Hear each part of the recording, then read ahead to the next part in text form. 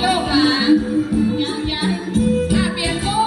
สาวในกรุงเทพผ่านที่ไม่สำคัญมันรักษามันรักษามันไหลกลาใจมาโยกหลานเปลี่ยนโก้ค่ะที่อยู่เมืองกรุงผู้คนทุกวันใจเป็นแรงอยากมาทำสวนยางพาราอยากมาทำสวนยางพาราลงแร่โปรดได้ตอนนี้โยกหลานเปลี่ยนโก้ความต้องการใจใจที่ใจทำ เสื้อใหม่ค่ะก็เป็น โยกออกนะคะ